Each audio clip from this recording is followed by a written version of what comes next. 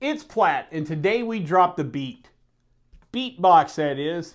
That's next with Platt's Drink of the Week.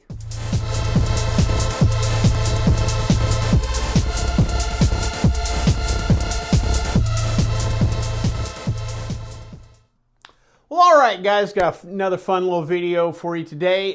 Recently in the liquor store, and every once in a while, and again, part of the reason why I do this series, I see these kind of silly, fun drinks, and I get pulled into them, and I think I have one of those today. Beatbox Blue Razzberry purchased this box at $3.49. It is 11.1% alcohol by volume, 500 milliliter. Let's read the box, see what we got. Of course, right on top it says 11.1% alcohol by volume. Beatbox Blue Razzberry contains alcohol. World's tastiest party punch. Wow, that's a bold statement. Best served chilled. On the other side, we have serving size, average contains sulfites. This is a wine-based product. And here we get down to the heart of the matter. Premium other than standard orange wine with natural and artificial flavor, sucralose, and certified colors. Now, where have we heard something like that before? Buzzballs. Remember, Buzzballs was a orange wine-based product. The selling point that Buzzballs had, and probably something that Beatbox appreciates, is the claim that the orange wine has almost a vodka-like, when you consume it, has a vodka-like flavors. I have fermented orange juice on this channel before, and it does almost taste like a screwdriver, so I see the vodka comparison. And if you're wanting to kind of portray a beverage that would have vodka, even though it's a wine-based, I can see that. So this is something kind of in that Buzzball vein, to say the least.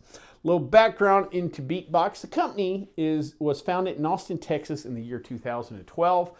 Three University of Texas friends, Brad, Justin, and Amy, decided to start the company. Where they got the idea was they were kind of typical college students, and you have parties. And there's certain logistics to throwing a good party. One of the things is party drinks. Now, you could go with a standard case of beer or a mini keg or something like that, but not one. You'll find out very quickly, not everybody drinks beer, so you have to come up with some other things. You could try to have a full bar, but trust me, I tried that in college, and that doesn't work either.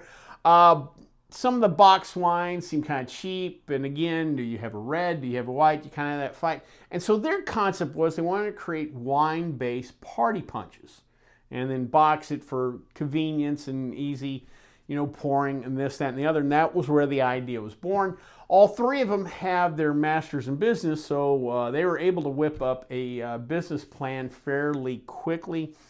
And of course, after you do that, you've got to raise money. As someone who's had a spirits business before, I understand that. And they went with the Indiegogo campaign, just like I did. They raised $6,000, which is not that good, but beat me, trust me on that one. But not enough to start a company, but they were undeterred, and they went ahead and pressed on, and within about a year, they were $100,000 in debt. However, the product had already started gaining traction, and they could kind of see the light at the end of the tunnel. Move ahead to 2014, and the big break came.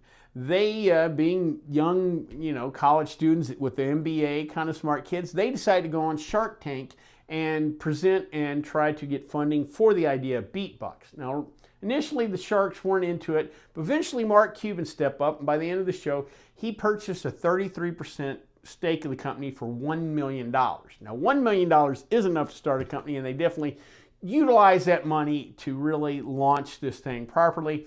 And Mr. Cuban, though, has made a nice little return. As of now, the company is valued at roughly $200 million, so $1 million for a 33% stake. Mark knew what he was doing on that one. The company also has made some smart moves along the way to really help take them to the next level. One of the first things they did, the original package for Beatbox was a 5-liter box that looked like a boom box. Really cool idea, but not a lot of people are buying 5 liters of party punch at a time. So one of the first things he did was bring the smaller 500 milliliter package, kind of single serving thing. Also, one of the things they did was they outsourced production to Mexico to make this. Sometimes there's certain advantages tax-wise if you don't make the product and you become an import. They are technically an importer now instead of a manufacturer. Sometimes it changes the taxation on that. I found that out with my company. We were going to do the same thing, outsource it and then be the importer.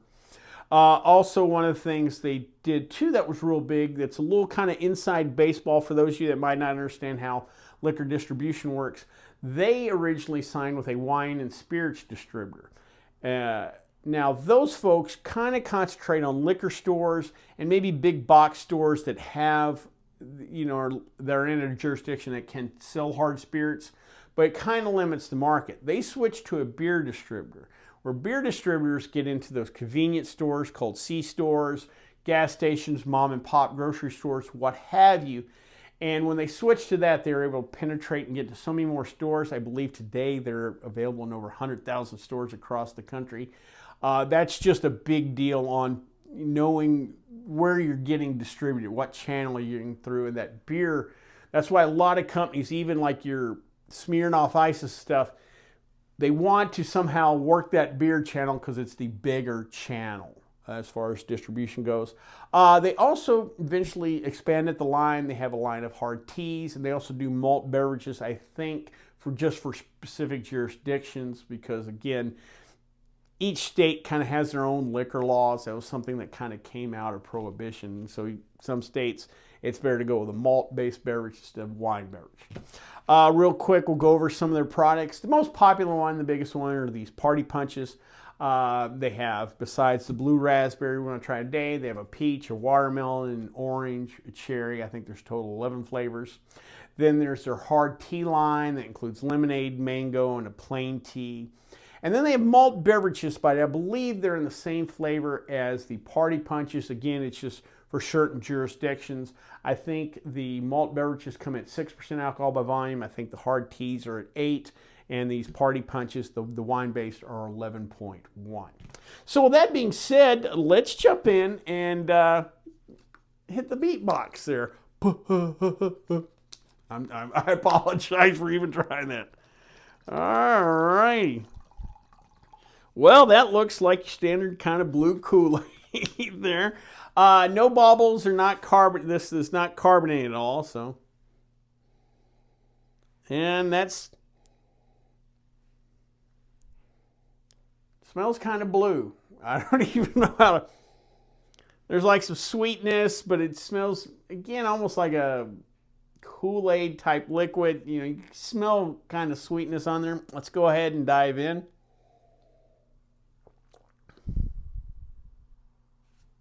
That ain't bad. Yeah, that's blue raspberry. That is raspberry.